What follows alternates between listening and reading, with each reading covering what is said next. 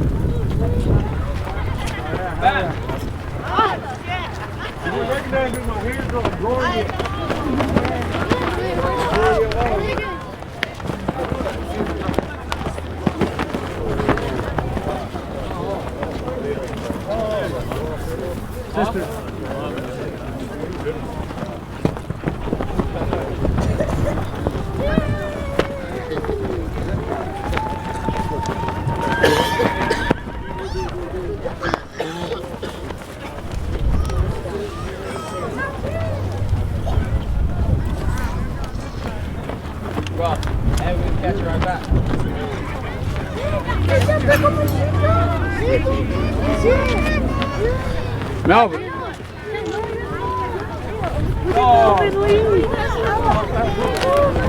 I'm watching over that course. Sorry. Hey, I want one. You better not.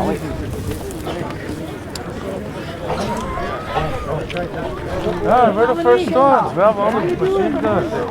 They're about bottom anyway. There's about 4 cops pulled in. I need a picture. That's where I should have got a selfie.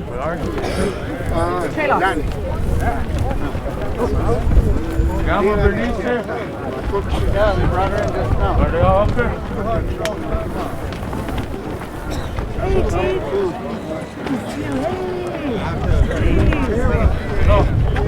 Good. We had that. We had Brandon in because he texted me. Oh, no, Kippy! Tante, what's down? I'll bet you is up below.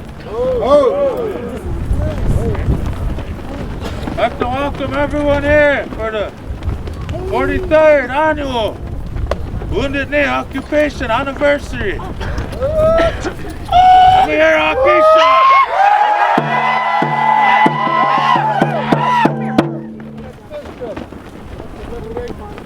The cops try to act up, but we acted up back. The ones over there crying, they're being mean to me. You should never try to take our guns away.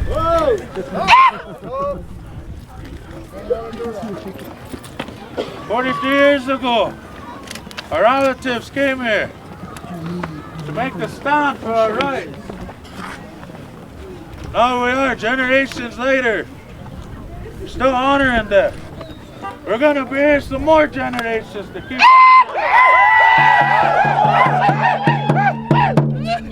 all us young ones will be old men. Or see our grandkids this size. They're still going to talk. Aim. They're going to talk about what happened here. After this, we're going to go in the middle here. The grandmas are here. They have the food ready. Every year, these grandma Bernice, they fix the food. We're going to go in here. We'll say some prayers. We're going to feed our relatives. While we're doing those prayers, ask the cameras to be put away for that short time. Well, we're going to pray with our loved ones buried here. We're going to have speakers talk. At the end, we're going to see where we're going after Oglala. Wounded Knee. Afterwards, there's a meal at Wounded Knee, also at Chippy. So everyone come enjoy the powwow, come enjoy some food. This time, we're going to go in the middle. I've never been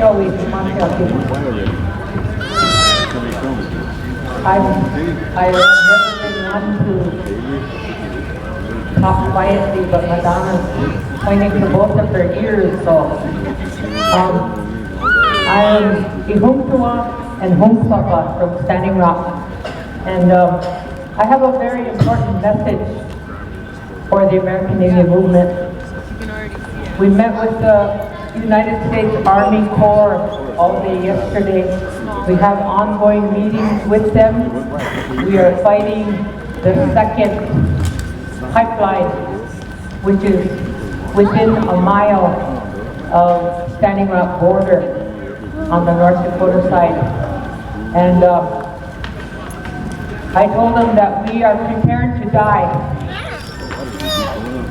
for this property that we have to protect. That we never occupied it before the taking or after it. We have never occupied our territory. We have lived there. We come from there. So occupy is a dirty word that only America has done to us. So we are going to file formal genocide charges under the Proxmire Act of 1988, which is the Genocide Convention. That wouldn't sound so Create bad. conditions of life for another group of people that is detrimental is a crime of genocide. They took more land from Lakota Nation to build the dam, to have the greatest storage of water in this country, for the electricity that is created on a national level is from the Missouri River. Article 2 says that we own the Missouri River to the east bank, and we have federal reserve rights. We have treaty rights to that Missouri River.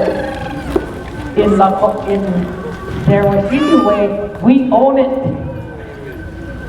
In Lakota Way, the river owns us.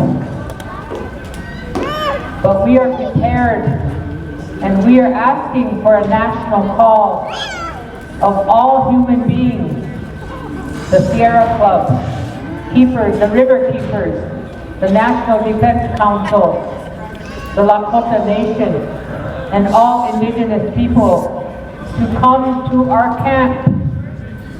We are creating a camp on the river, on the northern border. We will set up our teepees and set up our homes there.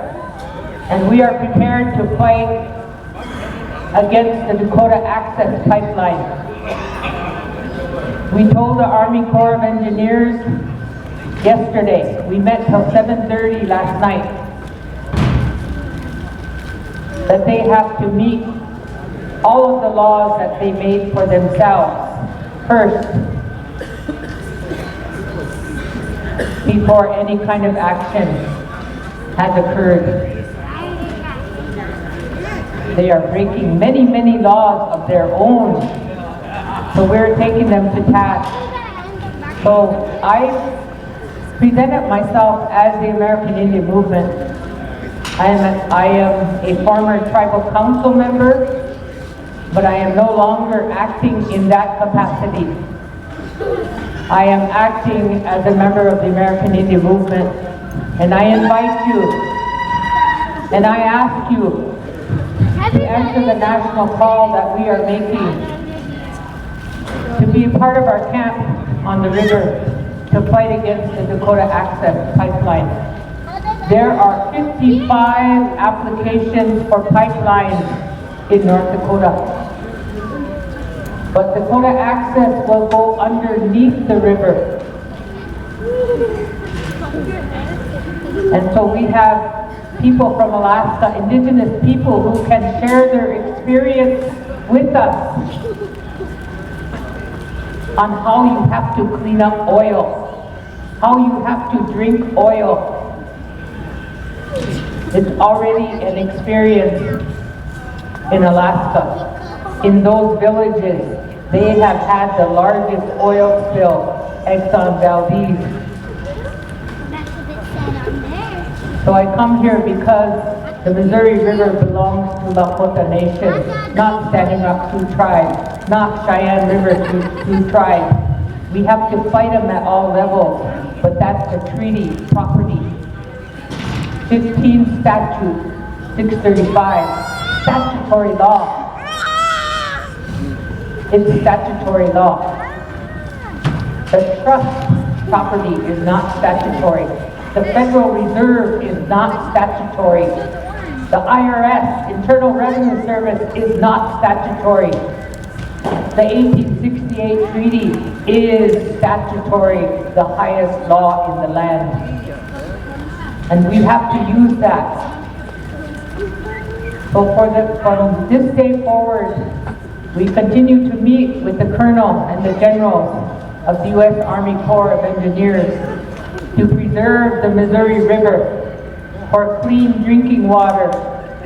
And Oglala Nation has to be in the forefront because of Miniwitoni. We have 5 rights that are water rights. And our first and primary right is drinking water. Clean drinking water. And we are obligated to fight for that. Because water is life. Miniwitoni. We begin to build Miniwitoni pipeline for Oglala Nation in 1990. And without that, there is no life for anyone, for anything. And we have to fight for Mother Earth because she's fighting back. We're having tremors in North Dakota. We're having earthquakes all over. And we are on a fault on the Yellowstone River. So we told the Army Corps yesterday, we filed an action a year ago, February, for $5 million a day for the contamination. It's 180 days times 500. Army Corps, you owe us for the contamination $900 million today. For the spills that have occurred at Mandaree of oil, for the oil spills that have occurred at Williston and at Tioga. Millions of gallons of oil have gone into the Missouri River, and we are drinking it. So we filed a claim, and we put it forth to the Army Corps yesterday, the Colonel. So we will be on Facebook, we will be doing documentation, we will be doing resolutions and a national call for Indian people, for Lakota Nation to come to Standing Rock and to set up camp with us on the shore of the Missouri River. And we will ensure that you are fed, that you are taken care of. But we need to be on the front line. They've already taken our land, and they're holding our Black Hills hostage. But we have a legal opinion. The Black Hills is an unresolved land case, unresolved.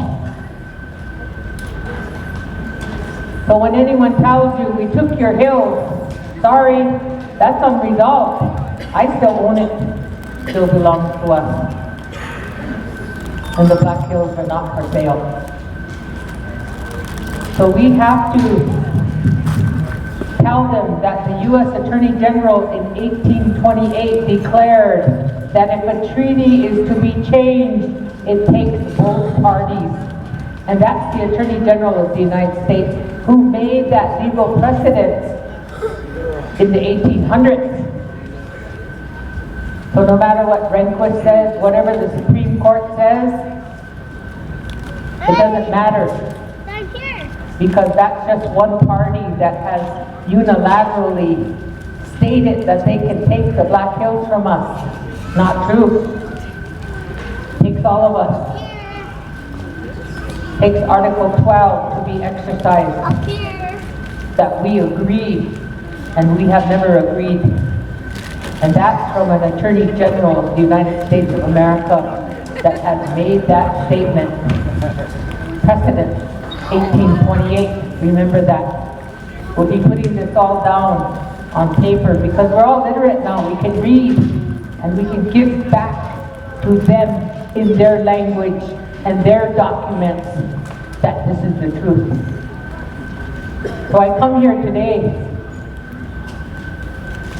to support the continuing freedom and declaration of Oglala Nation.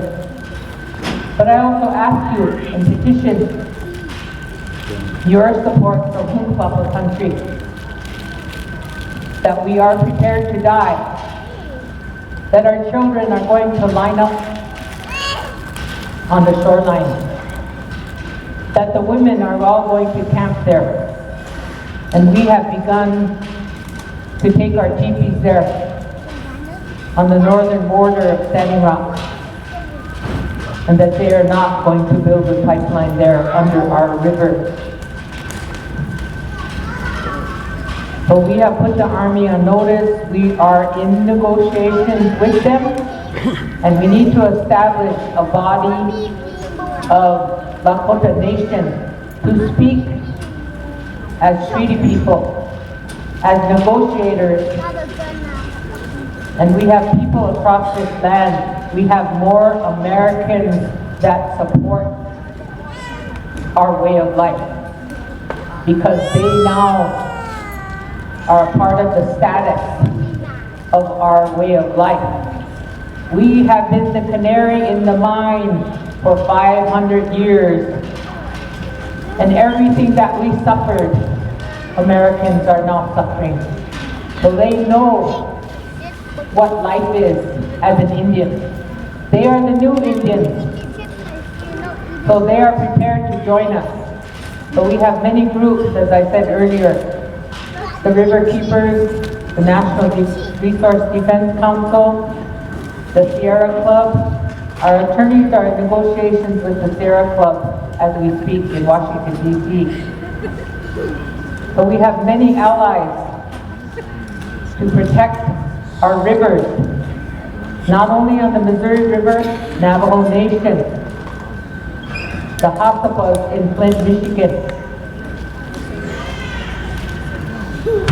Stevie Wonder and Aretha Franklin and Smokey Robinson just raised millions of dollars so they could purify their water in Flint, Michigan for all those families who are subject to lead poisoning.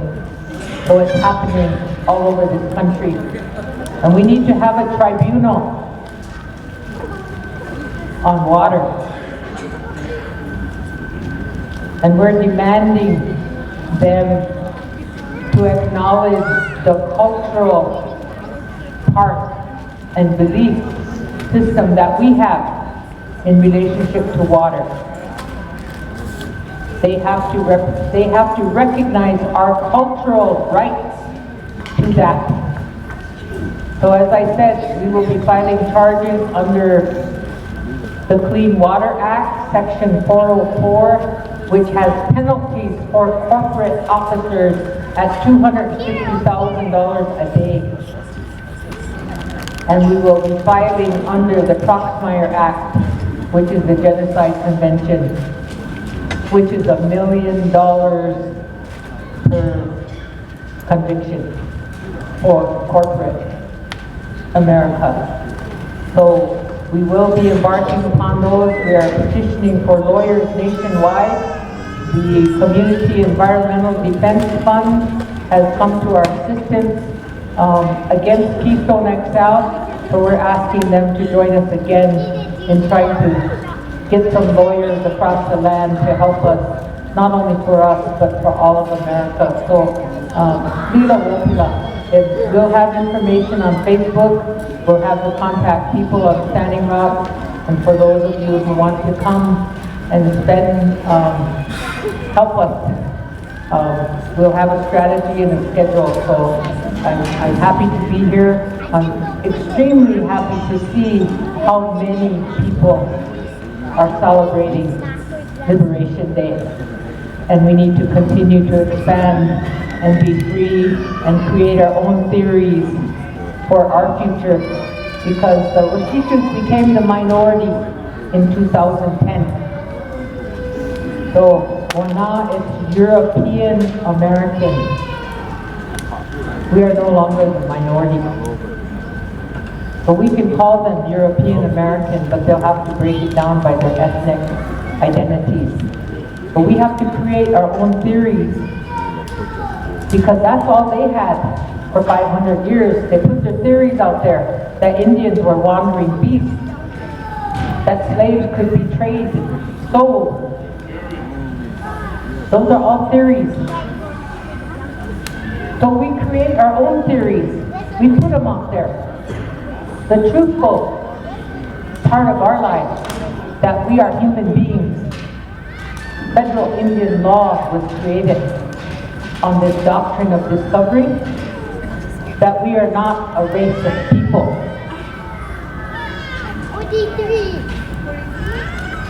Federal Indian law said that we are not a race of people, we are a political entity. But remember, Oglala Nation went to Geneva in 1977 and declared that we are the red race of the Western Hemisphere. We changed it. And the world has to change their law, the international community, as well as the United States of America, and acknowledge that we are the red race. But we have to change federal Indian law that says we are not a race. It's been 40 years now that we are the red race of America.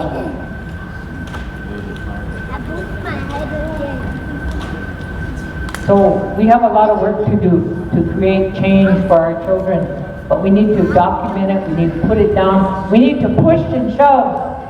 The time has come to push and shove for Oglala Nation, for Lakota Nation. Lila Wokila.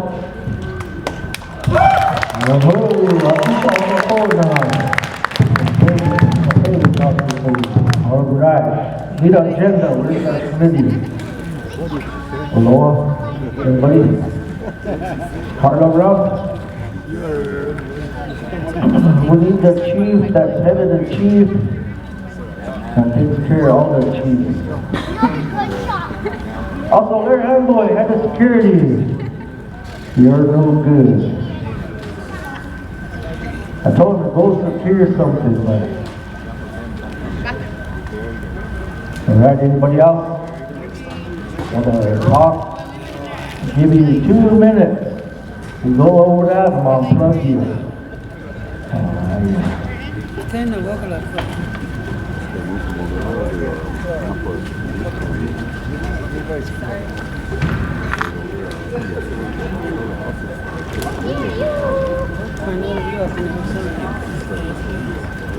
That was good meal provided by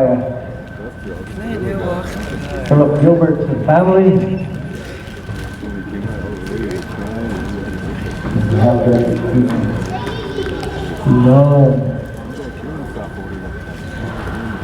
Sister Philip.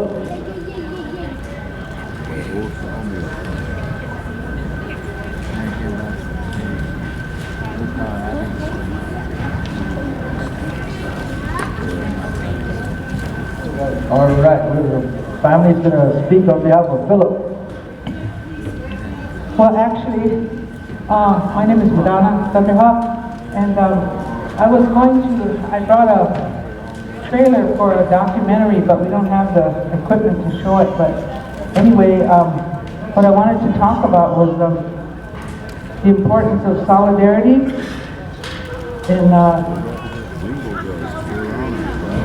and the work that we've done over the years and stuff. And this is the 40th year that Peltier has been locked up.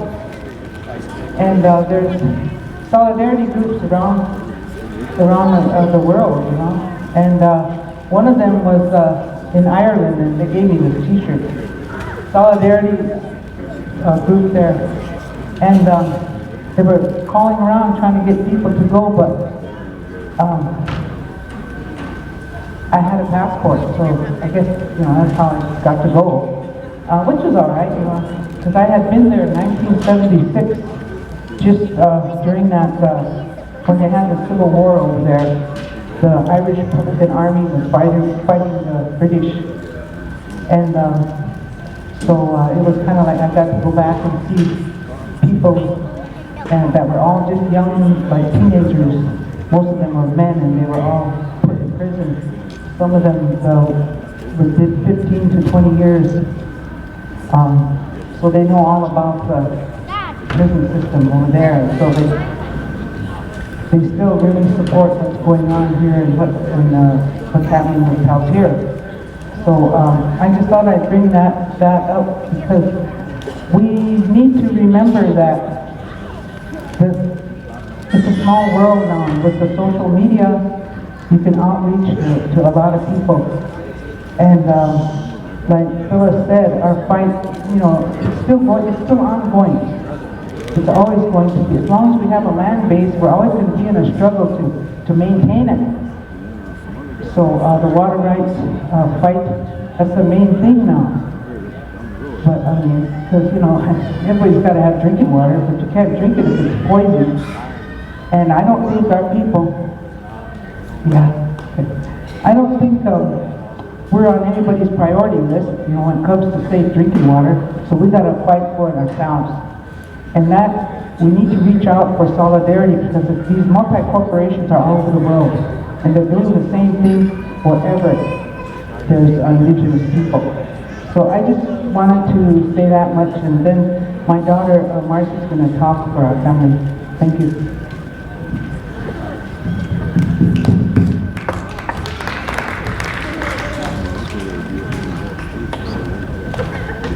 Okay. Hi. This is the 4th year that we wanted to recognize my brother Philip. He was 10 years old when he was in Wounded Knee in 1973. So we wanted to take this time to recognize the Wounded Knee veterans that are still here.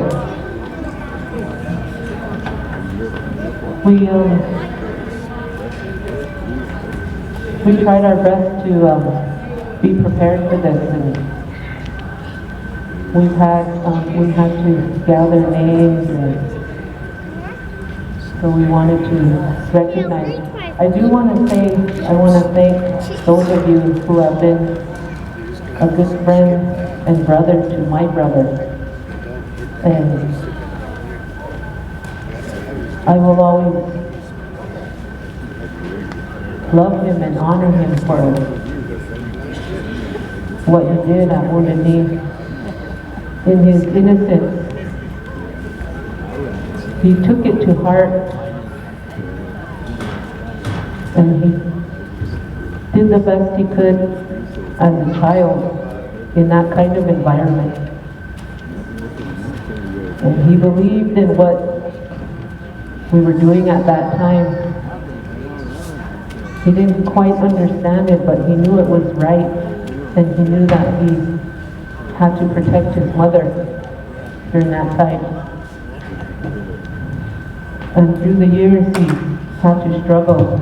As many of you may know, when you're put in those kind of situations, there's a lot you have to deal with in your mind and in your heart. And my brother has had to struggle with that all his life. And I've had to come to terms with it too. That he's struggling with post-traumatic stress disorder from being as a child. So I want to thank all of you who have been good to him and consider him a brother. And I appreciate your kind words and your generosity that you have shared with him. So at this time, we want to call the Wounded Knee vets up and give them a gift.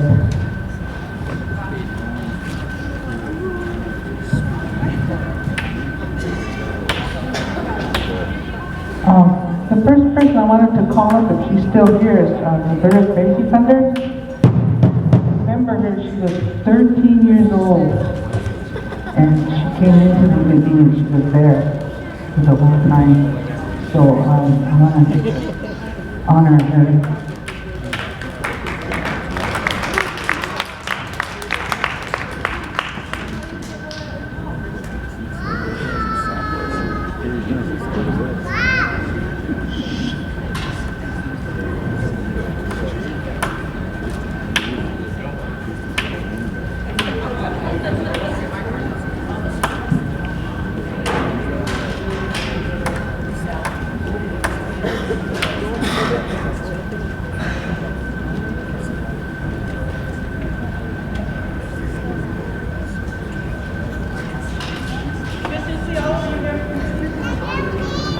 Good to see all of you here.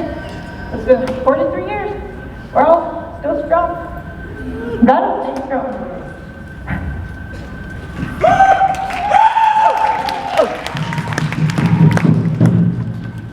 The next person I'd like to call up is Sister Youngbear.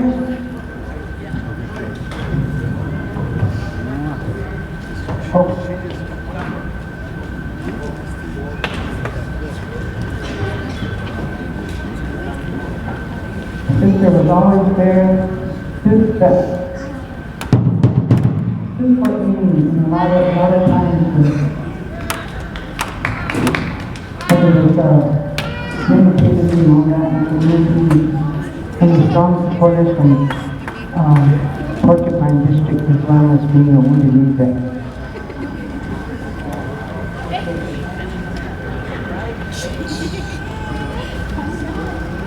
I'd like to call Larry Handboy. Larry was our security bodyguard, you name it, all those years. He was at everything.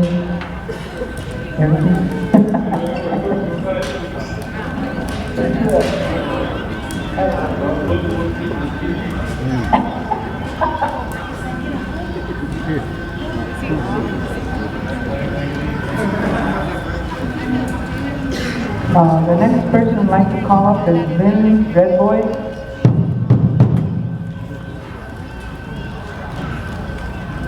You know, a lot of these guys that were in Wounded Knee, nobody ever asked.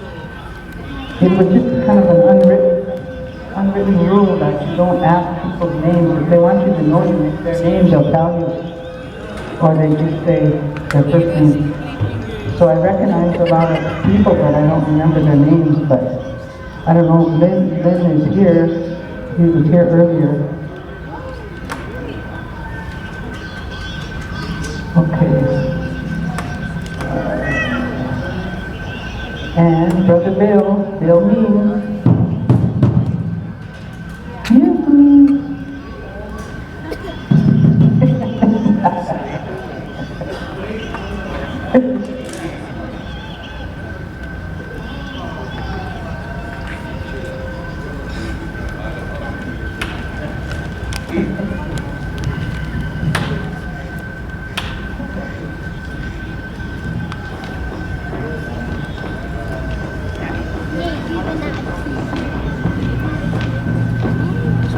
I'd like to say a few words on behalf of my nephew.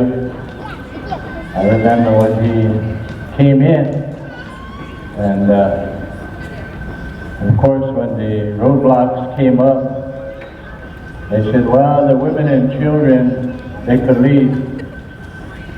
And of course all the women right away, they said, what do you mean? We're not going anywhere. And Philip, he was a little guy, man, he took off. He didn't want nobody to find him because he wasn't leaving either. And I remember seeing him helping us build the bunkers, pulling his duty, 10 years old. And we taught him how to shoot a rifle. We taught him how to reload ammunition, and some other life skills that he said.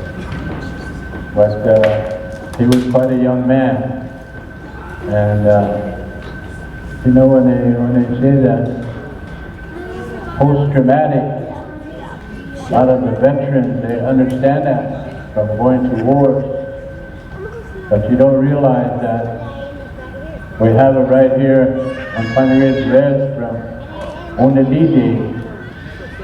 And a lot of our young people that were there, like Philip, they deserve this recognition. They deserve to have their place in the history books of resistance. And so they need to be recognized to be examples to other young people of what's possible. Even though you may be 10 years old, you can still have a dream. You can still have a strong mother that's going to help you out. So on behalf of our family, the Means family, I'd like to say those good words on behalf of my strong nephew, Philip Gilbert, I hope.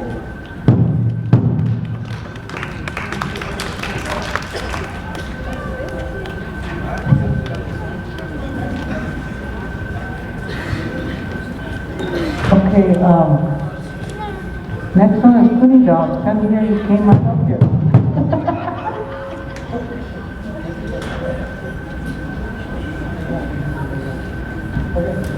I want to thank you and everybody that showed up for the walk.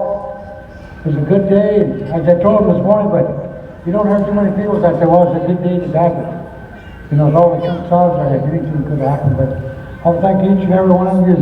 Always remember the Black Hills ain't for sale, and the war of indigenous people will never be over as long as they're still here. So, thank you. Welcome.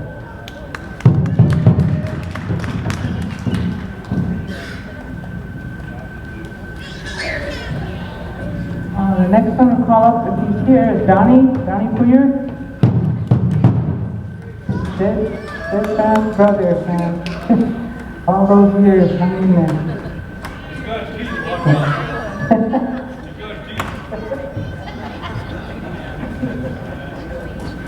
Larry doesn't have no teeth, that's why.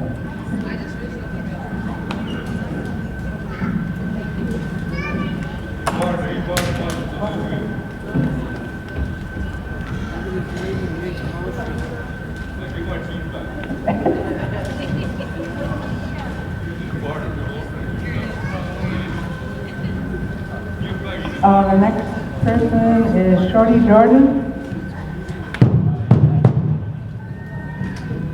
Where's Shorty? He left? How about Ted? Ted leave too? Oh, okay.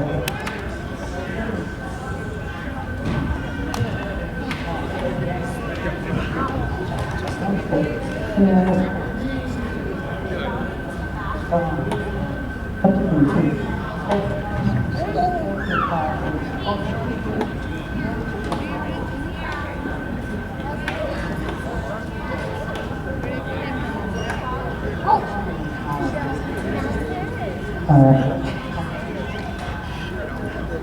I'm going to take those pictures. Those guys live in Rosebud, so they have to get out. Let's see. Who do we have now? Oh, the next one is Tom Cheyenne. He's another one I remember real well because he was so young. He was just a young teenager in those days, and he was there. Okay, Tom, where are you?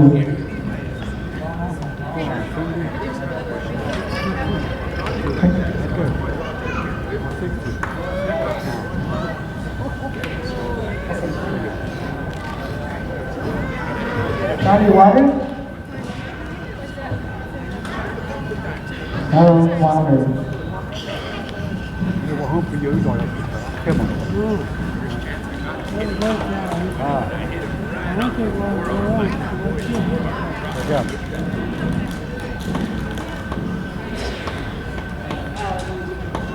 Ben Good Voice Elk.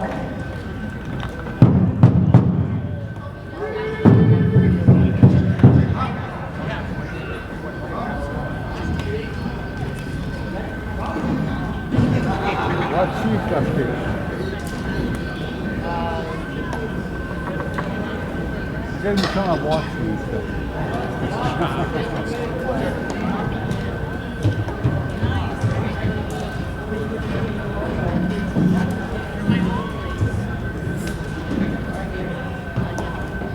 Oh, Gary Rowland. Oh, no. Here comes that teenager.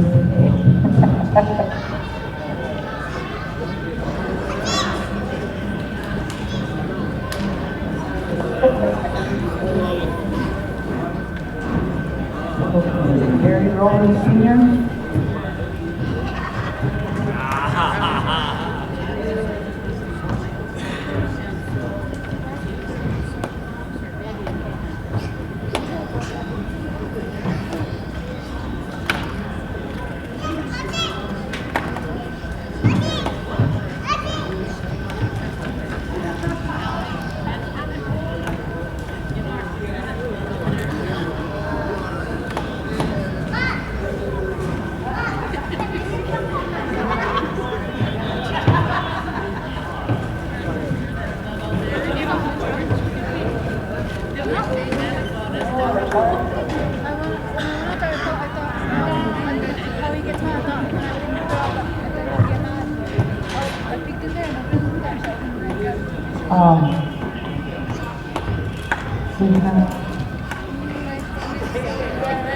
Helen Redfeather?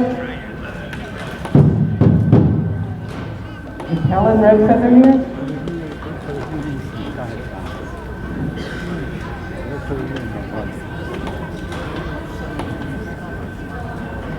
Oh, it's Earl Janine? Earl Janine.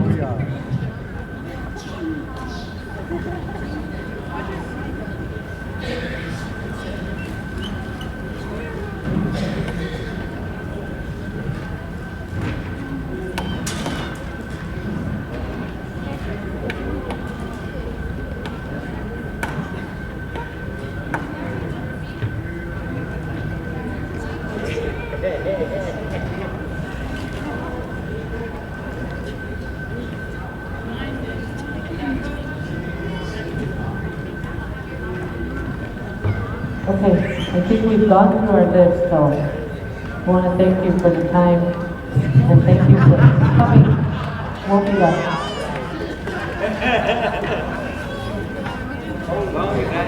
All right, I'd like to thank Philip Gilbert's family.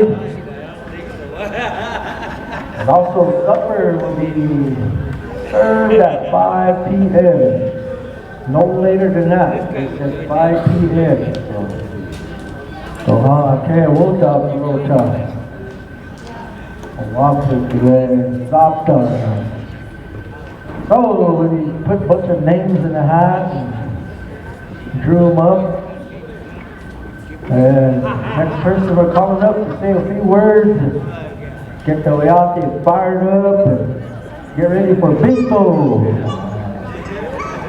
All right, next she's Bill.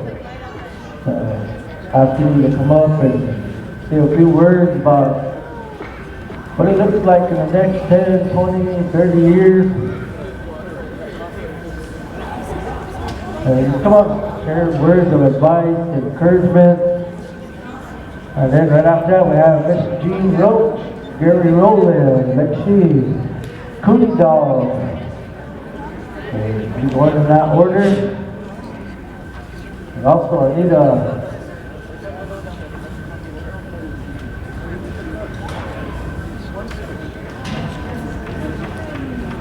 All right. I hope. Starting in again. I hate to be on this mic too much because my grandson, he really starts raising hell. But anyway, I wanted to say thank you to all the people who came again. To Wounded Knee. Been many years. A lot of the brothers and sisters who was there,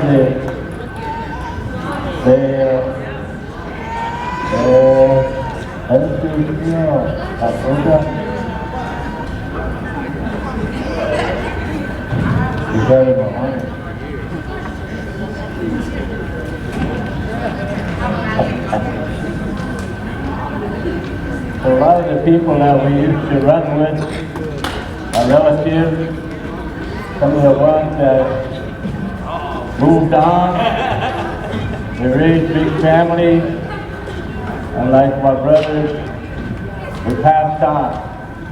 I'm the only one left out of 4 brothers. Sometimes I think about it, like today at the gravesite. I thought about them and felt good to honor them because every one of them was involved in some manner. My brother Dale, he was first station manager at TV radio. And then my brother Ted, he was the first clinic director, Porcupine Clinic. And then of course Russ, he had a lot of different hats that he wore. Some startful onions for the So it feels good to remember those guys and all the work that we did. It wasn't just protest. You know, we started a lot of different institutions. The radio station, clinic, International Indian Treaty Council, and then over in Minneapolis we had many organizations that he started, continue to run over there, including job training, other types of education programs, including the Legal Rights Center and other places where Indian people can get help in the urban area. So all this was not handed to us. We had to do it ourselves, and I think that's what's important for people to remember today, is that what we did at Wounded Knee, we did ourselves. Nobody didn't tell us what to do. Nobody didn't say it was time to stand up. We just came together as a movement. Remember those times in the 60s, 70s, because the whole United States was in an uproar.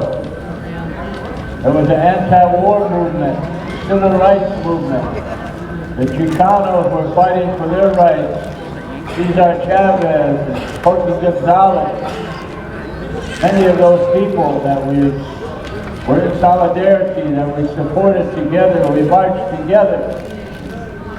And we weren't alone in the struggle, and we still have a lot of allies, a lot of friends. And so when things happen, it's honoring here at the anniversary of Wounded Knee still brings out the people. The AIM capital of the world is here on Pine Ridge, because a lot of people took part in the Wounded Knee and following efforts. One of the things that we're most proud of is the creation of the International Indian Treaty Council, where we took our treaties to the United Nations. We go there now every year. Matter of fact, in May 9th through the 20th, we'll be in New York at the UN again. We did a treaty study. We even got the UN to study treaties, agreements, and constructive arrangements.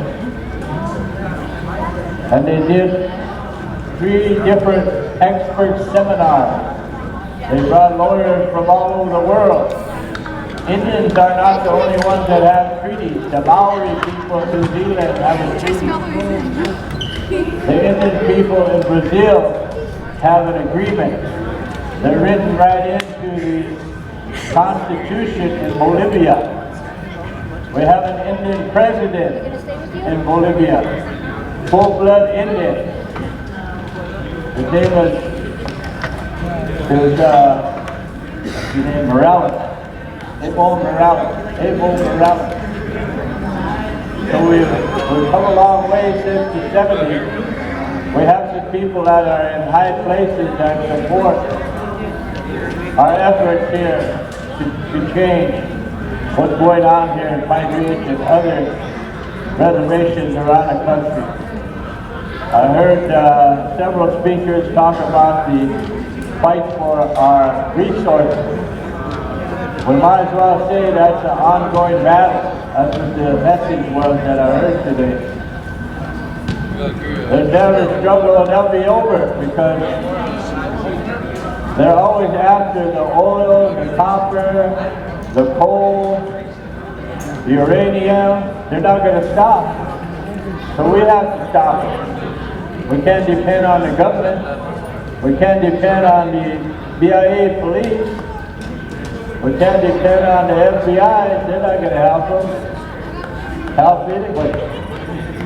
And so that's the reason why I think it's important to continue this celebration, so that we can remind ourselves that there's a lot of work. We have to keep standing up all the time for our rights, because they want to take us. But now, remember, we have a worldwide indigenous movement. It's not just American Indian movement. We made it a worldwide struggle of indigenous people. That means there's 375 million indigenous people around the world. South of the U.S.-Mexico border, there's 80 million Indian people. There's 5 countries that the overwhelming majority in South and Central America are Indian. And so it's inevitable. It's got to happen that the Indian people will be running these countries, because oppression is hard to hide these days. So I'll just say that much, and like Cootie Dog always said, the black Jews are not to say. Keep that in your memory, and I think we're going to be okay. I've got a lot of faith in these young people that's coming up. A lot of them got their heads on straight. A lot of them never did drink in their life.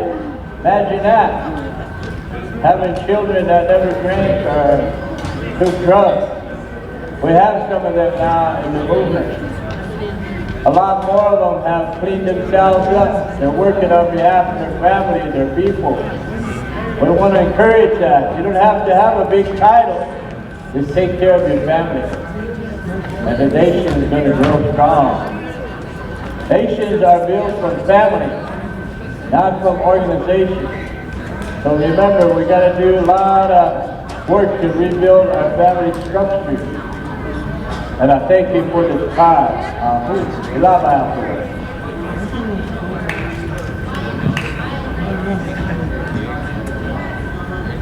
Okay, I'd like to get the next speaker up here, Gene Roach. Would you like to step up here?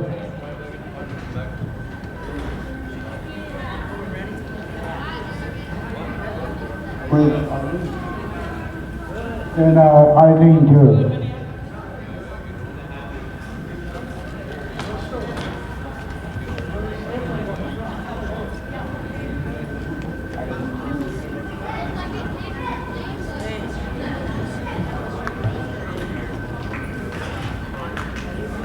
Hi, my name is Gio. I'd like to say a few words on behalf of Leonard Peltier. Right now we're in the last year of Obama going out, and we need some support from everybody, anybody.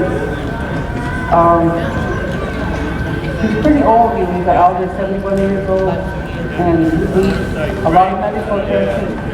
He's a diabetic and has lung problems.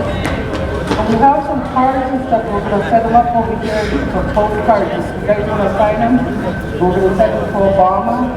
Or anytime that, you know, you see someone doing something for Leonard, or if you want everybody to help. It's not just one person that can do this.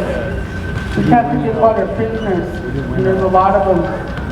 As a result of all this genocide, you know, we have our prisoners, we have so many in there that there's no reason of not having lawyers or whatever, but his case has a lot of violations, not only constitutional, human rights, treaty rights, a lot of violations that are documented by the United States government in their own court system. We have the documentation. There's no reason why he should still be sitting in there for something he never did.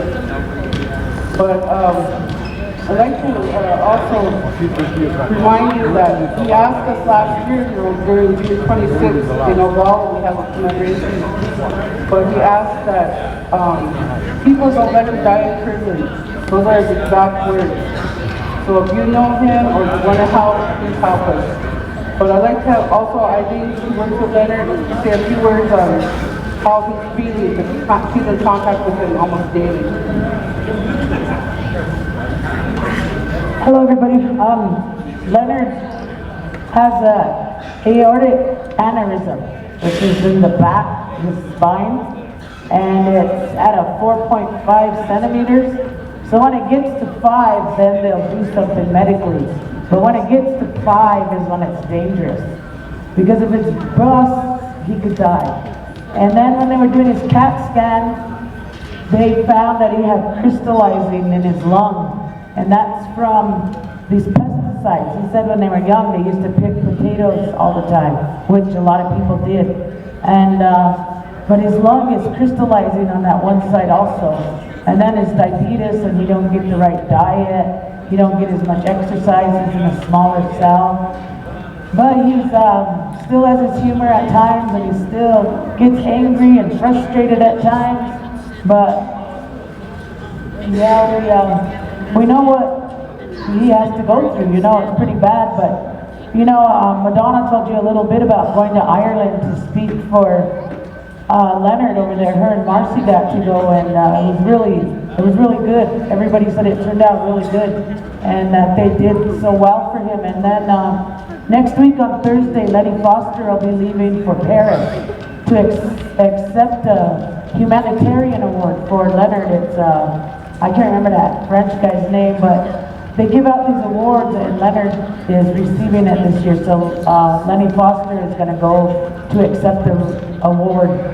And because, you know, when you go overseas, you got to have a visa and all this stuff, and I can't go probably. He wouldn't let me in another country. And Jean didn't have hers either, so Madonna and Marcy went, and so we have a gift for them. This is for Madonna.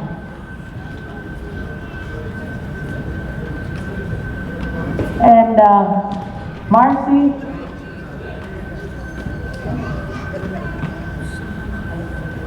these are for Marcy. There's some earrings for her for going and helping Leonard, and we just hope that he doesn't die in there. He really wants to either come home, be close to home, or be in a hospital close to us. Closer to us, Mayo, something like that, you know. Because clear down in Florida, it's really hard. But keep him in your prayers. If you can sign these postcards that Gene has, please do it. Anything will help. And he always says, tell my people I don't want to die here. Get me out. So let's help him. Thank you.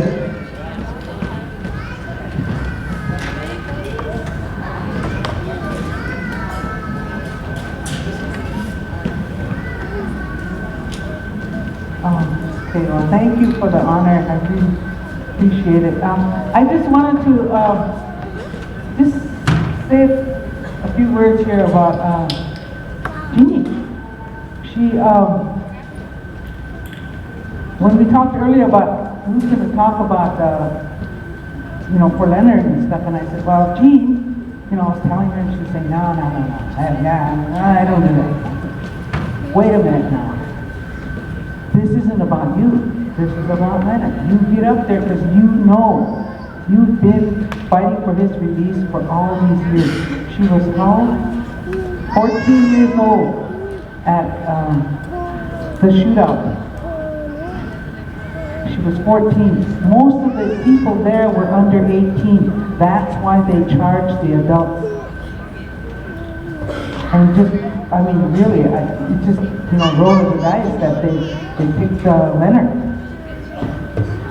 So for the young people, that if there's anybody left in here, the young people, you know, there's a place for everybody in the struggle for our land and for our people.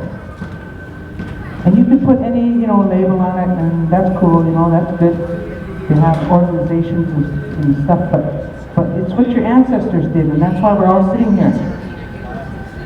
Because they made a stand. So each generation comes up, you do what you can do in your way. I mean, nowadays you guys have social media. I mean, dang, you know, that is so cool. But anyway, I just wanted to, you know, as a reminder of who these people are that are in the trenches. I mean, she stayed with this for years.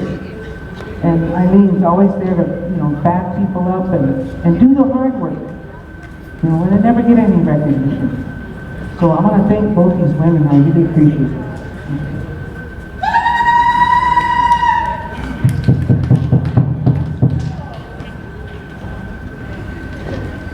Okay, your next speaker will be Gary Rowland, Sr. So you can step up here.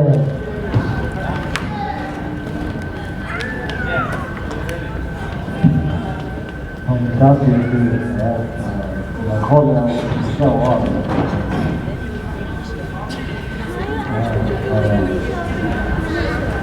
When we made application as the other one, all the way through to the last day of the surrender. That was.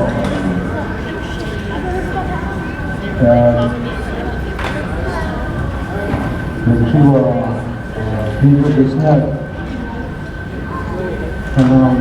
crazy was bunker and waiting commanding officer of New York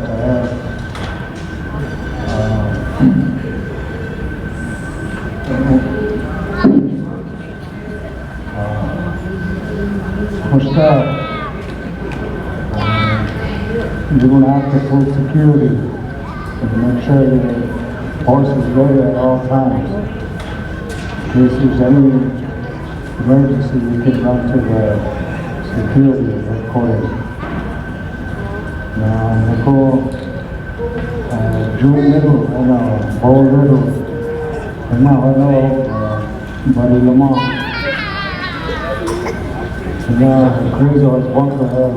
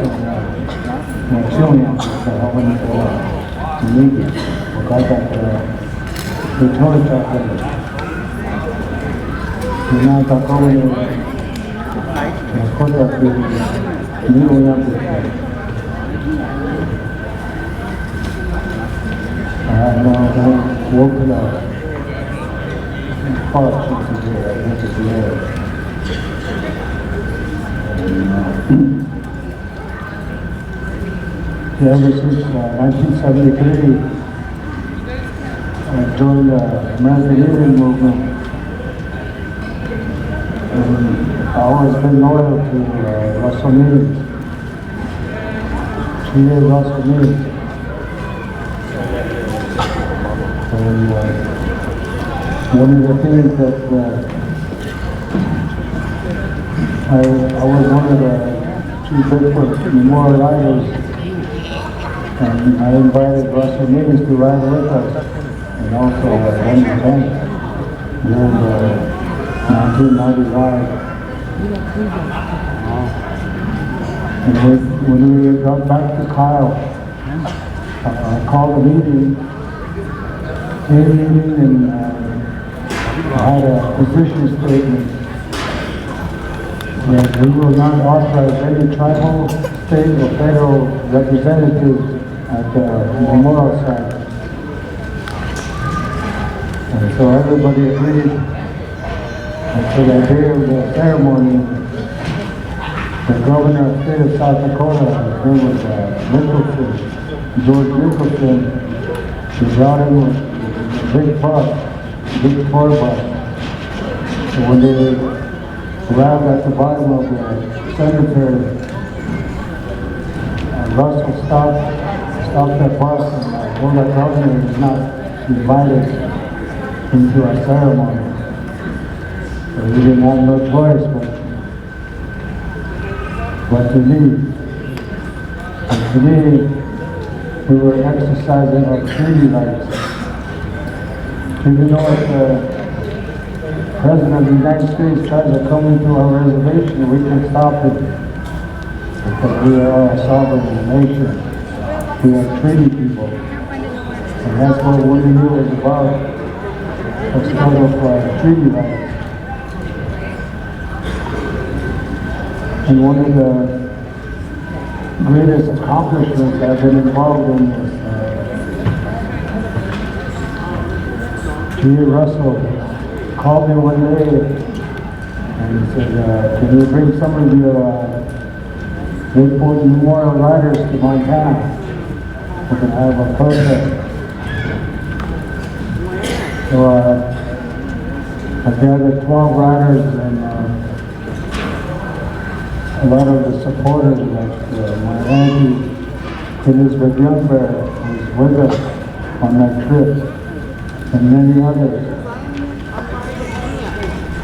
And when we got to Montana, we had a protest at Peltier BIA building. And that night we camped at Chief Austin Tumo's ranch. And the next day we rode into KOLC, Montana. At the time it was known as Custer National Park. So we had my uncle Tim Labelman from Peltier had a metal plaque ready. That morning when we gathered at Custer National Park, we had a ceremony led by Chief Austin Tumo. He smudged the horses and made some prayers. And after that, we gathered on the south end of the park and we marched into the Custer Memorial. And we demanded a name change. Custer was a mass murderer, so we demanded a name change. And we got to the memorial, and we planted a metal plaque at the foot of Custer's monument. And the superintendent of the park came, Russell told him,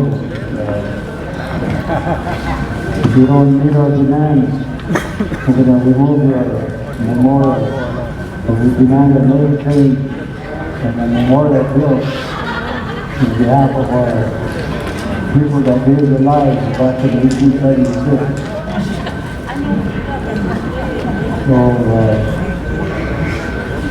later on, there was a congressman from Colorado. He was a Park Cheyenne. His name is Leonard Campbell. He introduced the bill in Congress. He changed the name from Custer to Little Bighorn. And Congress passed it in 1991. So on behalf of the Chief Bigfoot Memorial Riders and the American Indian Movement, we won. That was a recent victory for our people in the Cheyennes and the Lakota. So I'd just like to mention the great accomplishments by the American Indian Movement. In 1991, we had a protest march in Denver, Colorado about the Columbus parade. And at that time, he told us when you get back to your communities, organize the 8 chapters. So when we got back, we had a meeting at Winter Meeting, the local area, and we organized it. They appointed me the director of the Winter Meeting chapter. And I held that position ever since.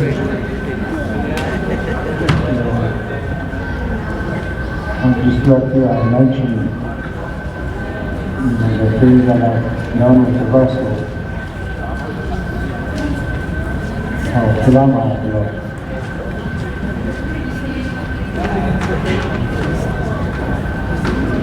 Next, I'd like to introduce the brother of the American Indian Movement, Cody Dog, who would like to come up here and speak.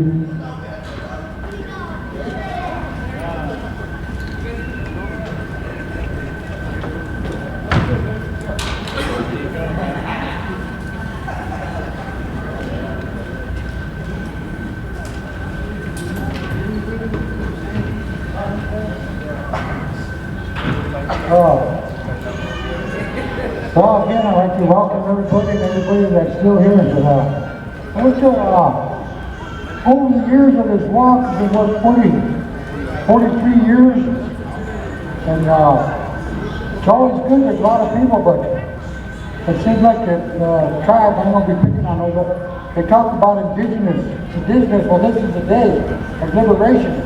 That's where we show our true colors. You know, I remember back in the day when, after one of the meetings, that hill used to be packed. It used to be bumper to bumper in all four directions. You know, but you can see that we're still keeping it alive. And I want to thank each and every one of you, and especially the women. I got a boys and 40 women now, you know, but none of us would be here, so I always thank the women and honor the women for what they have done for us, and how we got this far in life, and how our Yakuza, and everyone that's been in the struggle, you know, once you get involved, and me myself, I was kind of more like born into it, you know.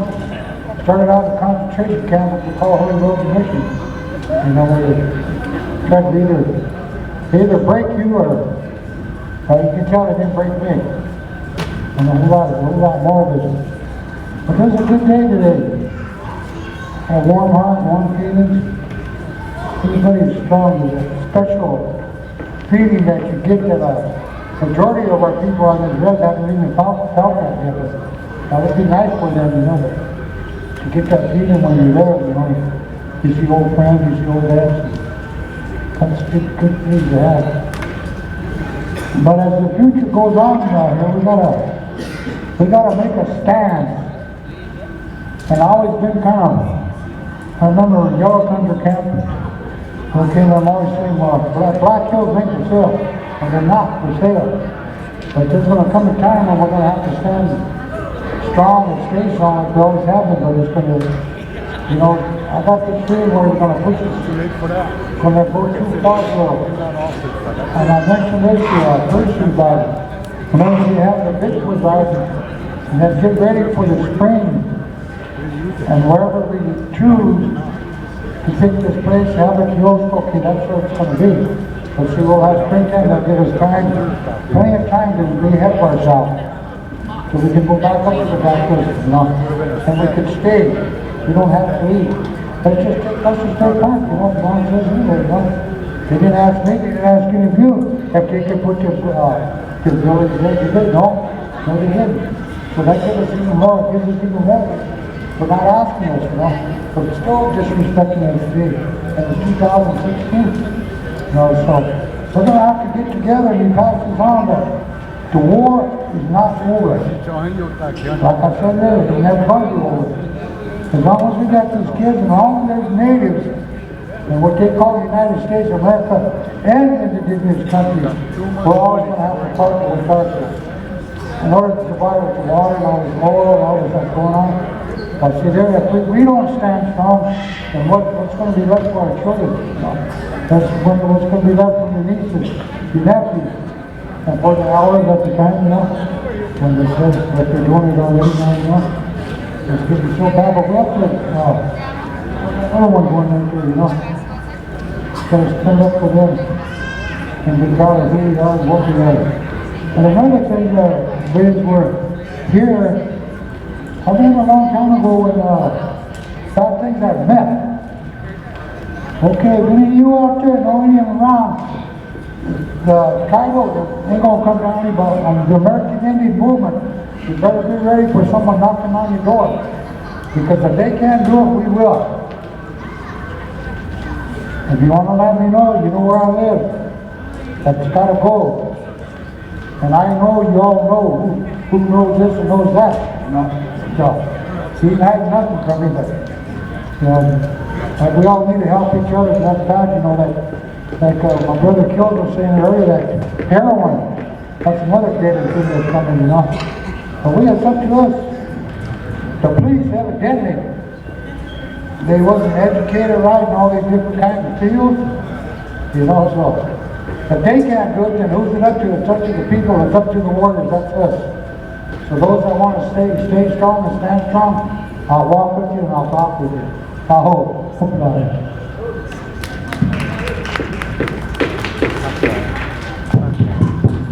Okay, the next speaker will be Joanne Tom and Geraldine Blackout. Good afternoon, everybody. Usually, 73 now.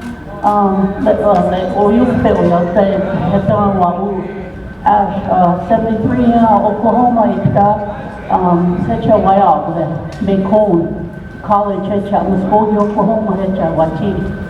Chaeha, wounded knee, Okoke, La Lecha Shicha, Mitita, Kiaki, Lecha, Wanjash, Ohio, Knock in Oklahoma, Tulsa, Oklahoma, Chapter. Guadalupe Center, Yapi, Chaheta Caravan, Omakpa, Lakota Paradise, Tahihama, Naheta, Yawa, Chaya, Octavia, Latona, Lako, Voyak, Chicha, Wachi. My name is Joanne Tall Janine. Back in '73, and that I was going to college in Muskogee, Oklahoma, and around that time they were showing in national news that what was going on in Wounded Knee. And I'm from here. I'm from Whitehorse Creek, from Anderson, and my family's there, the Tall and Janine Shields family. And while I was a student over there at Bacon, going to college during that time, a lot of problems were going on, and the takeover took place at Wounded Knee. And my grandmother, my family, they were all involved. And it was a learning experience today on the Manderson Walk by Anna Firethunder's place. I was telling all the young people that and the horseback riders that we stopped there. That was the second stop we made in our prayer walk today. And I told them that that area has a significance to us because when we were at Codogs, they told us that there was the food was scarce inside Wounded Knee. They tightened the perimeter around that time, and it was hard getting in and out. The U.S. Marshals and the armored personnel carriers, they tightened the perimeter around there.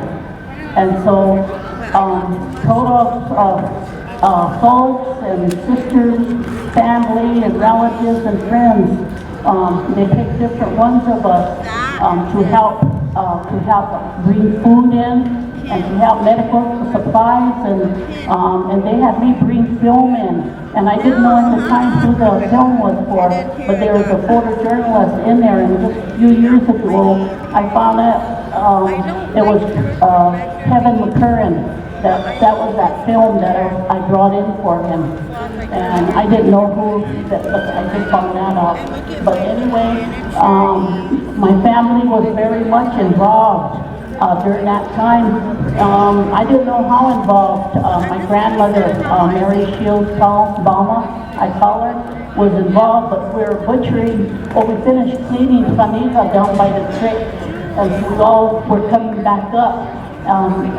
Carrying those tubs of Faniga and everything, and here a little car pulled in like that. And here there was a little she sitting in the back with her little scarf on like that, big shades, mirror glasses, and I knew that was my grandma by her profile.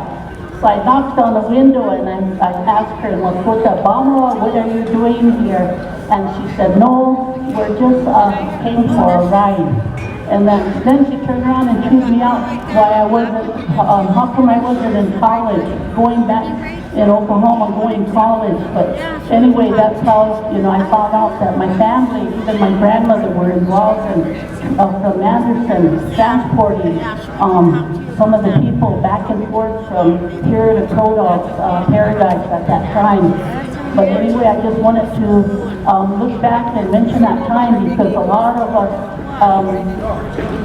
people now were known, are recognized for this and that, but I believe that through Grandpa Raymond Yellow Thunder, his death and how he died, our family, I think, we got involved in organizing, and especially during '73 at Kodo, parents' place.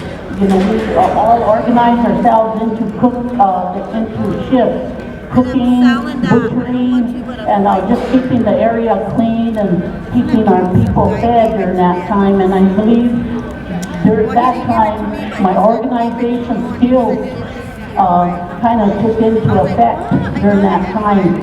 And I attribute to that time.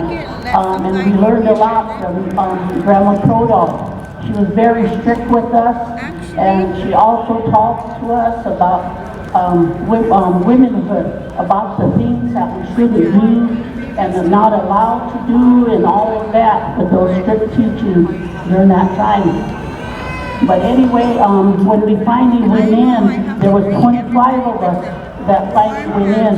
And from here, my younger brother Earl, and some of the runners were Chris Westman, Luca, Tenfinger, and me, originally from here. But the 25 of us that when we went into Whitehorse Creek to Uncle Zach Bearshow's old place. From there we went across because we didn't want to get caught. But I believe, I understand now why we didn't get caught. But we went along through Anna Fire Thunders. Today I told the young people, the young kids, I said, we traveled through there. We, in groups of 5, we went across the highway and then over along the creek. We ran. And then all the way up to Malmeans, to Salinas' place, up there, and then up by Ecofi's place, up that area. And you know, at that time, we had to wait till it was getting dark. And then finally, this flat area that we needed to cross, there was cows that were there. Ordinarily, when you go in among a herd of cows, then, you know, the cows would run.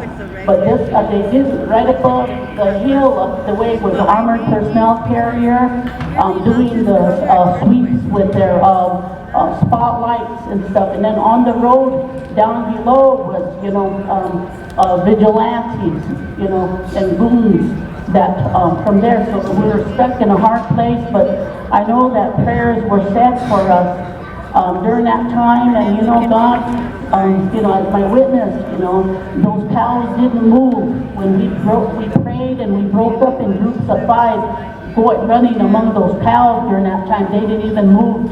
So I know that later on I found out from one of my cousins, Myrna Weston, that was inside. She said, do you know, Joanne, that time that before you guys even came in, Koda had a ceremony and he prayed and he said, we're running low on food. We're going to pray for our people. We're going to pray them in. We're going to pray them in on a ghost walk, one of the Ochancos. And I believe that all the things that happened, we never got hurt or anything, and we're able to bring in those supplies at that time. And I really believe that the power of prayer during that time, and the Wanori Oyate for helping us during that, not only us, but to everybody else. You know, there was a hedge of protection around us during that time. But today I wanted to share that with all of you, and also to the kids today that I talked with on our Madison walk. And I want to thank all of you for coming and sharing this, and for the different issues and the different causes, because we got to align ourselves with each other and to help each other on these issues.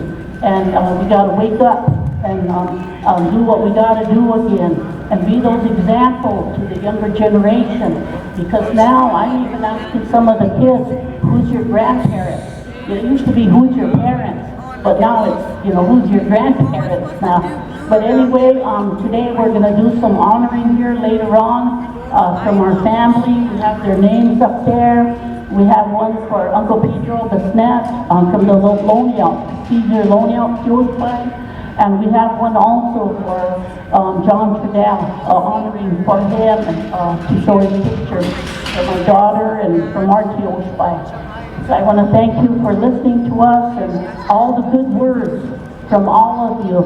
And we just got to keep on going and helping each other and supporting you and supporting each other. And I want my Toja Dini to come and say a few words and she has a lot with her father, Gerald Clifford, Charlotte Blackout, and a lot of work that they've done in making a way for all of us concerning the Black Hills issue.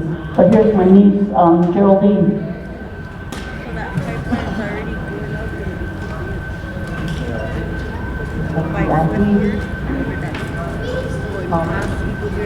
Then Geraldine Clifford blacked out me and Charlotte blacked out and Gerald Clifford. I didn't even know I was gonna be asked to speak today, and then oh, you guys help cook, so let's go. Say that.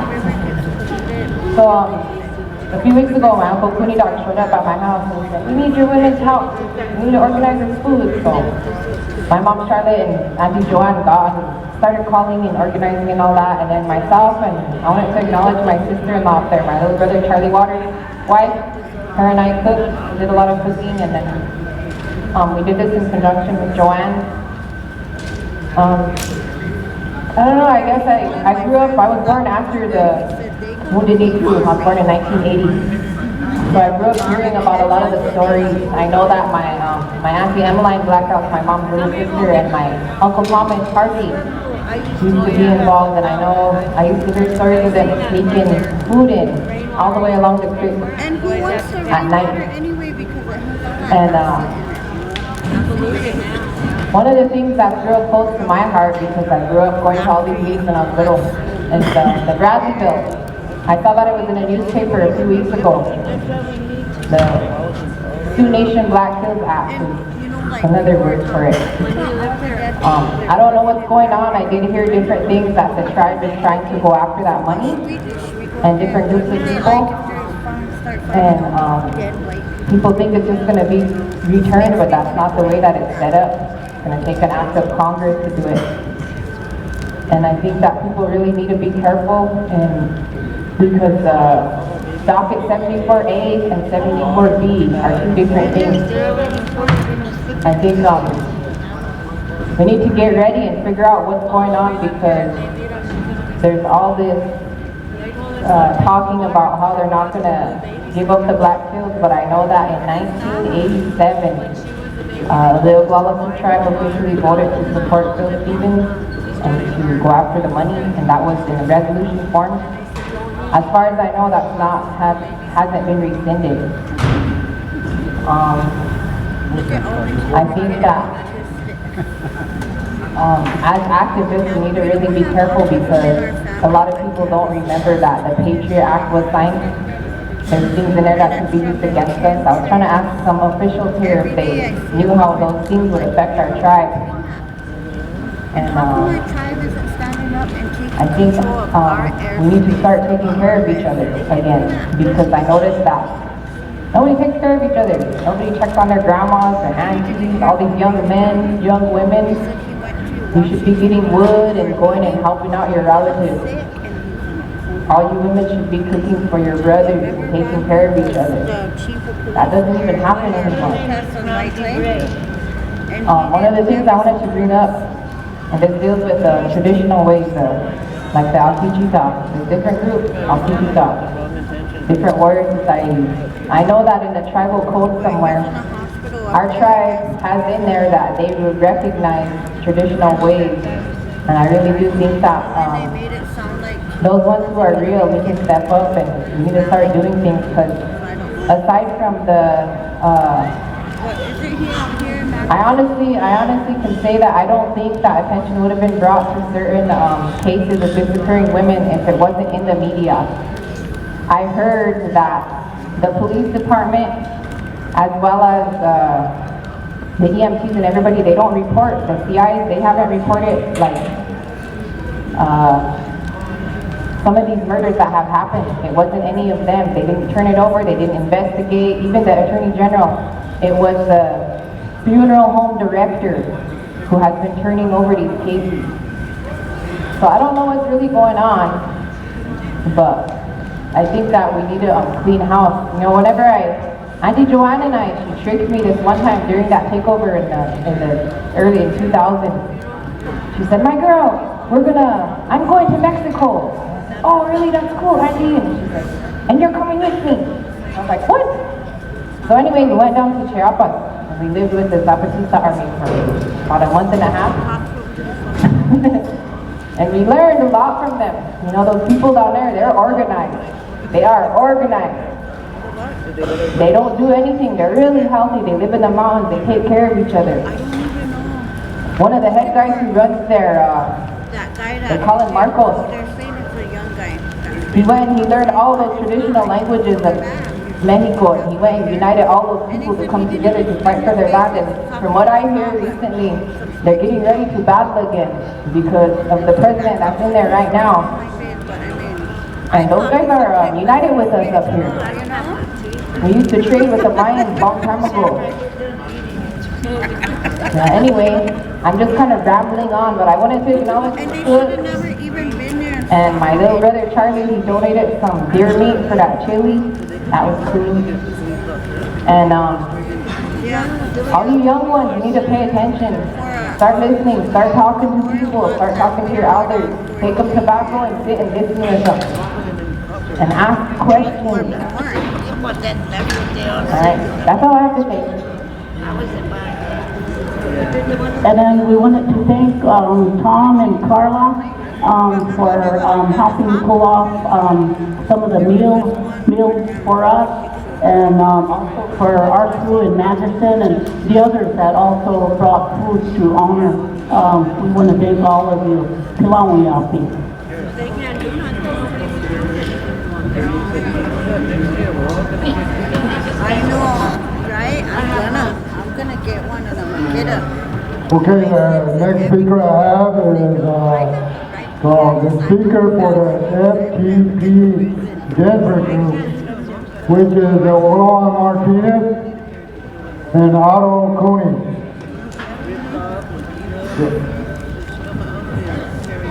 I'd like to, before the speaker starts, I'd like to call up Edgar Leonard to give him a shirt. So I talked to one of my friends with the cop. And I told him some stuff about these guys that are dating Mexican Highlanders. And here, he said he told people, and he went back to try to get information. Oglala Martinez, Then he turned around and started targeting your baby's crying. and pulling him over and giving him tickets. Just because he took something, I don't know, he went in and sussed up everybody at that meeting.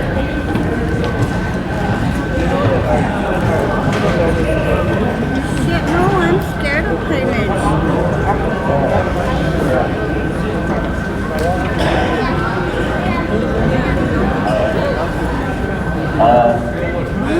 Hey everybody, my name is Jason, and this is Ambrose.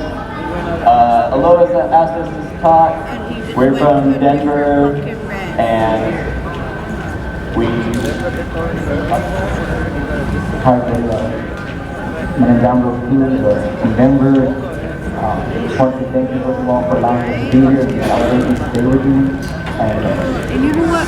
just want to show solidarity for being here from Denver, and we also travel with people from Utah and other places. So we wanted to show, like I said, our solidarity here and learn the stories and what happened on the campus many years ago, and the stories that have to pass on to all our children, so that they know where their relatives know what they did to make the traditions are safe. And the traditions are fought for up here, they also they were fighting for the traditions all over the island. Even for one that come from what my people come from, that's people. And we also have our traditions that are down there, also have our battle sites and things that are not down there. We have to show solidarity all across the island, down there all the way to the north and further I use it for occupy Canada, all the way down to South America. That shows that all of these people have the same struggle. The same battle that we have to fight, the same colonization force that's taking over our land, attacking our water, stations, and our way of life, and our children especially. obviously the big task was working that was going after the children, taking away everything. If you don't have a children, you can't have pass on our traditions and the stories. So in some way, I think it's back to my hoping my grandchildren will know that Oglala is boxes and things that are states here and all across the island. I want to thank you again for allowing us to be here. Hopefully we'll see you next year. One thing we do in Denver, I want to say to write it down, is that we organize against a lot of police brutality. You see up here, the police ain't very nice either. They're not nice here, they're not nice down there. And we have to stop that because even though they look like they're not us. I mean, on that side of the law, they all have their short hair. Look at us, we one of us down here that have long hair. But remember, they look like this and have a name. That's not the product that we use. They're not trying to help our people. They're actually trying to bring us more, fighting for the law and the president. See you next year. Thank you.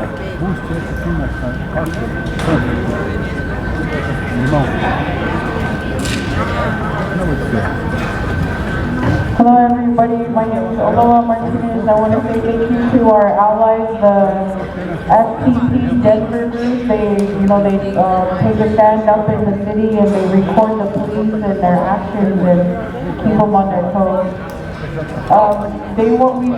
We decided that we wanted to have some AIM babies come up and speak just on their experiences and, just life as a child of these warrior spirits that took part in the Wounded Knee occupation in 1973. So, Mr. Little, can you come on up?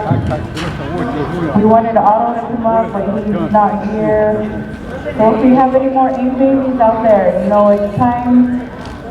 it's time for us to accept our role, that we're not the AIM babies anymore. Pretty soon we're going to be the voice of what our parents did there. Both my parents were participants and, they're both gone now. And so I do everything I can to honor them by trying my best to make sure that the events of this day keep going.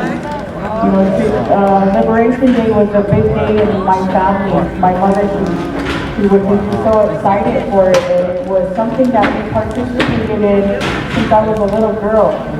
So I remember this four-direction walk all throughout my childhood. And so the only way I feel that I can honor them is to actively participate in carrying on this tradition. And when I think about the history, our history of what the occupation is, once you have a decolonized mind, you really see the benefits that this day had for all nations, not just us here in Lakota territory. We're very special, unique people, and it's just time that we stress to our younger people than us that, their lives matter. Too many outside forces trying to take us out. I just want to thank all the young people, all the young men who showed really well conduct when we had the confrontation with the tribal police earlier today. I saw a lot of young men come together, lock arms, and we're ready to go to battle for something that we believe in.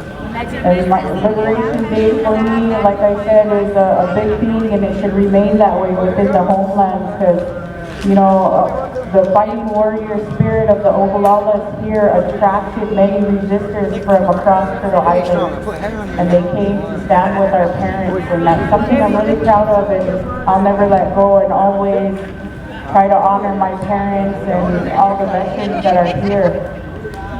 And so again, like I said, it's time for all us AIM babies to step forward. So after making speaks, I encourage someone to come up, some of the younger people, to come on up here and express your pride and your relative participation in this day. Oglala, and happy Liberation Day.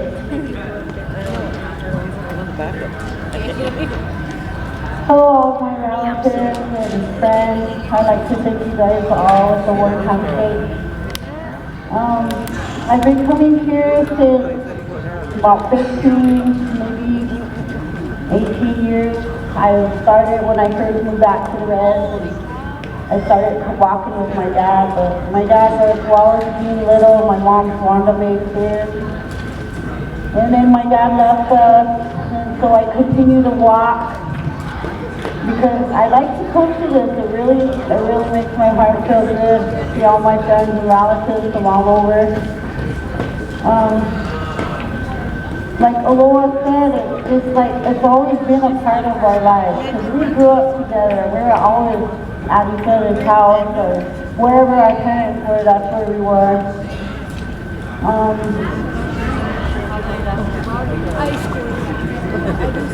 We lost a lot of people. We lost a lot of our loved ones that were the main people. My dad he was a main guy, but he didn't like the camera. He always stayed out of the camera. But I'm not really good at talking on the microphone.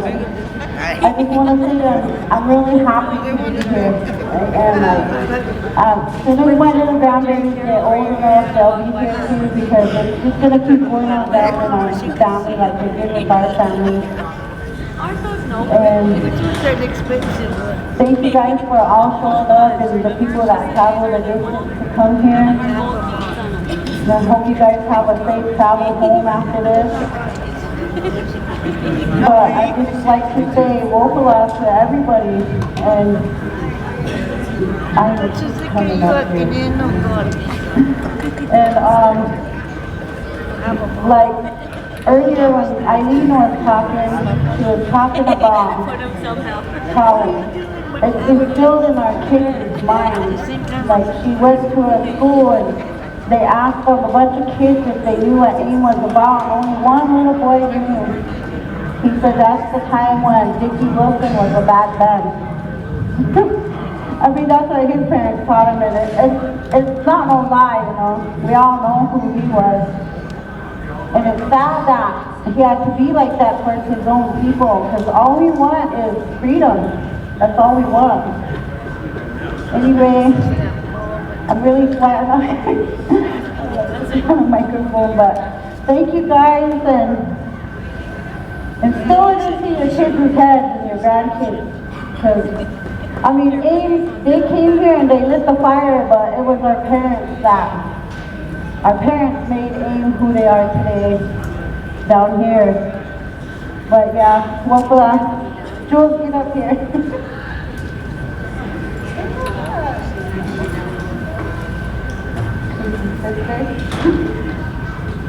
I don't know if you say anything. Talk about your...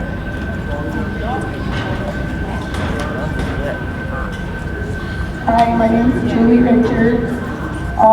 My grandma was Shirley and I was Jenny, so I also grew up in this way of life. And it's a good way of life. Because without this way of life, I wouldn't know my spirituality and where I come from. And because this way of life, they instilled the fight in us women. Our grandmas taught us, no, not to be scared, be fearless. And I'm really grateful for my grandma today because she taught me that today I could fight men on a reservation. And we started with Mothers Against Men. And on the reservation, it's really small right now, but more people are getting involved. And we've been doing evening patrols in Pine Ridge to try to keep the street safer for the kids. The majority of the nights it's pretty calm. We've just basically been giving kids rides home. And by kids, 4, 5, 6-year-olds out at midnight, 1 o'clock in the morning. And so I just, stop by them, I ask them where they live, if their parents are, and I'll give them a ride home. Some of them don't want to go home, Their parents are high. Their parents are methodic. Those kids are scared to go home. And I know the feeling because I go through that with my own daughter. And that's without taking care. Our people are going to continue to die if we don't get a grip on it now. I've been saying this for 3 years. Now, it's getting dangerous. My 12-year-old daughter said she remembers 2 years ago, she was able to walk the streets without fear. Today, she doesn't leave my side. And that shouldn't be. Our kids should be able to walk anywhere they want, feel safe, because we're all Lakota. We're all, we all live here. We all know each other. They say it takes a village to raise one child, and I believe that. So, a lot of times, that's where we spend our time with these little ones and with the youth. And I'm not putting nothing down on the men. I'm not meaning to put you all down, but since we started doing these patrols in Pine Ridge, it's been women, 3 women, one's pregnant, one's 12 years old, and there's been about a couple others that have been volunteering off and on. So, my challenge to you men is to warrior up. It's not always up to us women to do this. Sometimes we need your men's help. Thank you.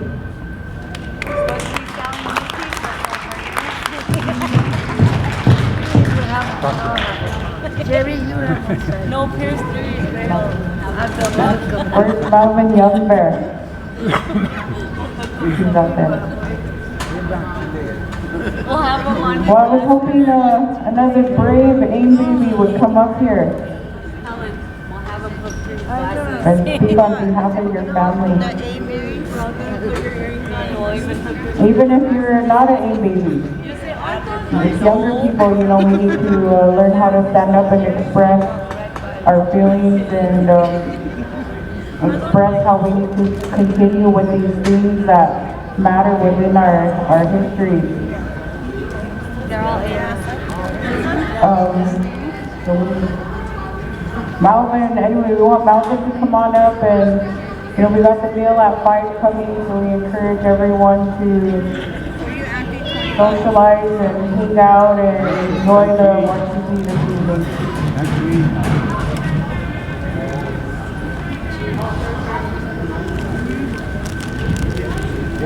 Calling on Melvin Young Bear. Will you come back up here? In the meantime, you guys, I'm going to be doing a movement rap, and I like to call my tap dancer, Johnny Fuller, Cootie Dog. Relatives, I want to, this is Ika. A lot of you who are from the homeland and live around Porcupine and attend OLC, you might know who she is.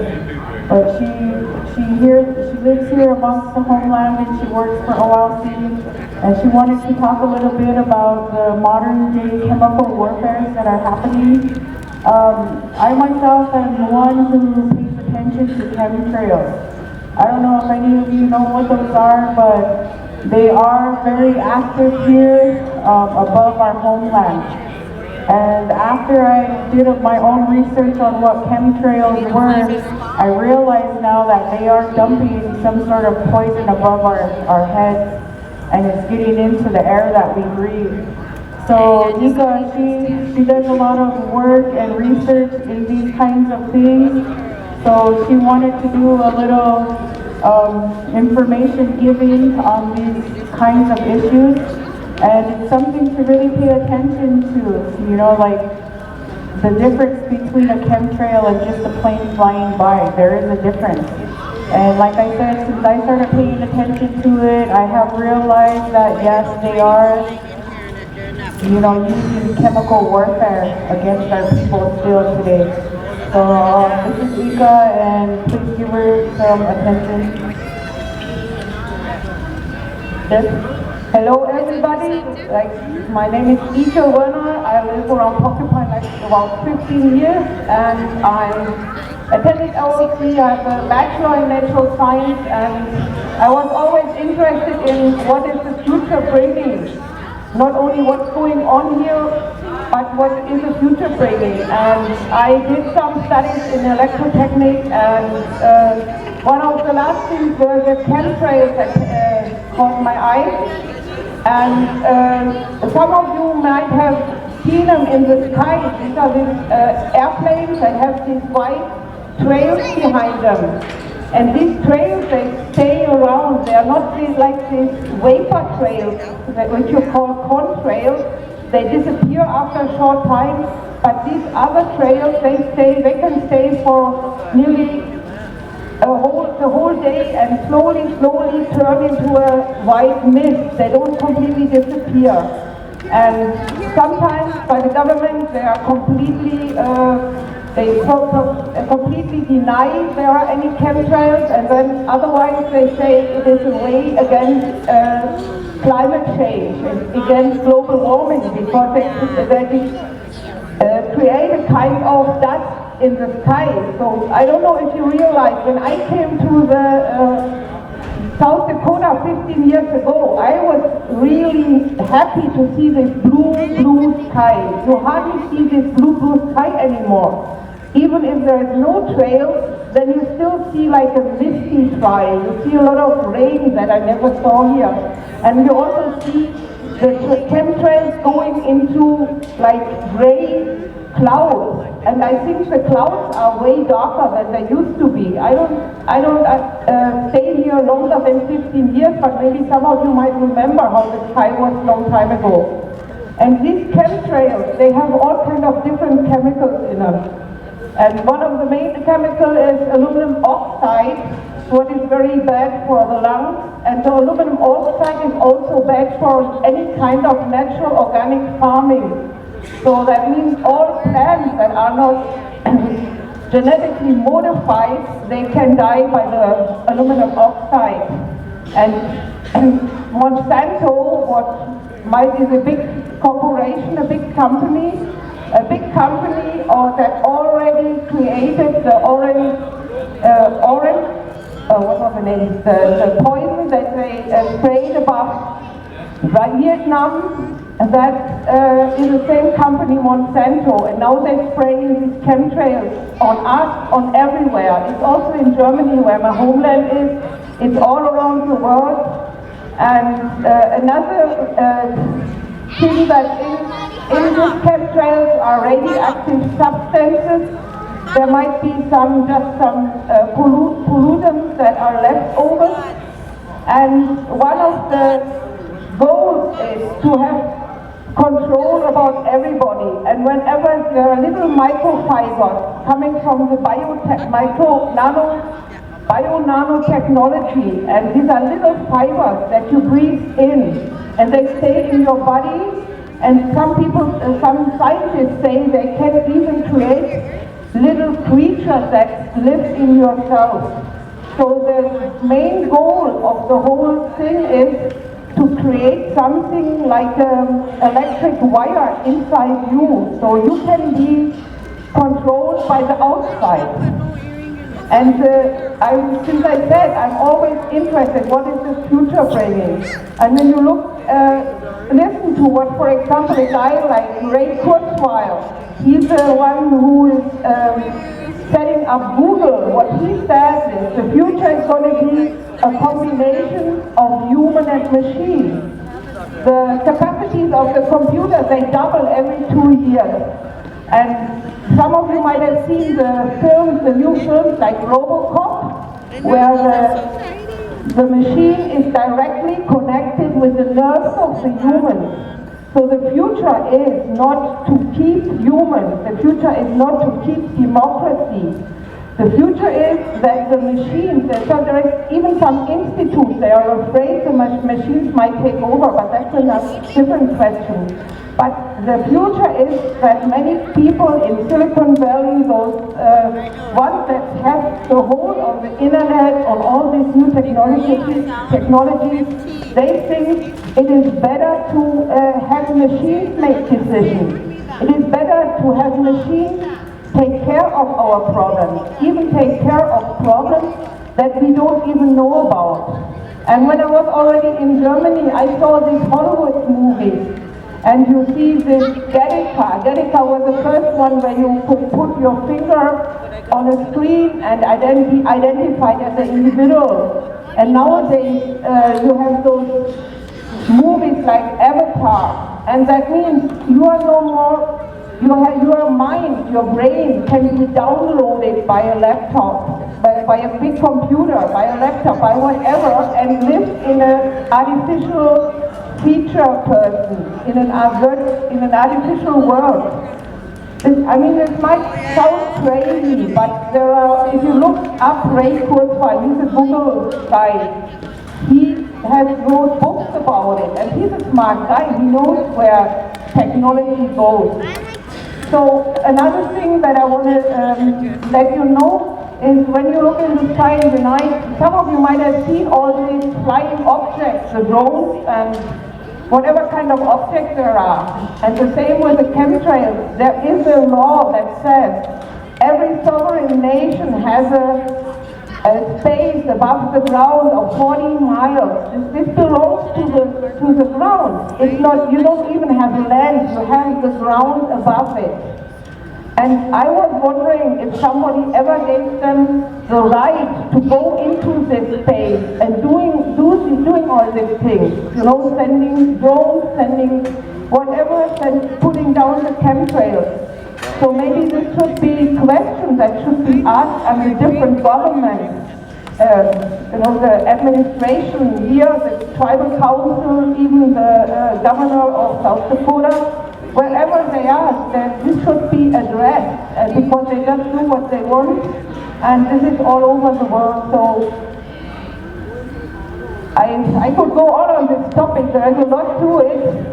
One more thing is another reason why they put out this chemtrail is that whenever they transmit any kind of information, everybody needs something like a matter to send this information to, like electromagnetic information, and there is not enough space to send it. So whenever they put some material in the air, in the airspace, this is more possible to transmit information and to get control of objects on the ground. And you know the future is smartphones, smart washing machines, smart meters. Everything is supposed to be controlled. And don't think it's just because the advertise tells you it's so comfortable, it's so nice. Try to be independent. Try not to be with it. Try to shut your phone off, even the little credit card that you have nowadays with a little chip in it. They can follow you, they can find out everything what you do, even if you don't check out money with this. So the future will be what they say, like in the Hunger Games, when you see the sky and you have like the whole sky is like a big TV screen, and the information goes straight in the sky. And that sounds maybe interesting for some of you, but I don't know if you really want that and if you really want more control of everything. So thank you for listening to me and enjoy the evening. Thank you. Bye. All right, let's give her a round of applause. Oh, you see this young lady and communities are active and helping the people. All right, so it's 5:15. So families, let me know when you're ready to serve your meal. Get someone to pray and get ready for grand entry, 6 p.m. So wants to know. Oglala, watching the road. dunia po hukati na wachiwe ate. The family, come on up and let Aloha know when you're ready. It's about 45 minutes till grand entry time. Host drum, report to your drum.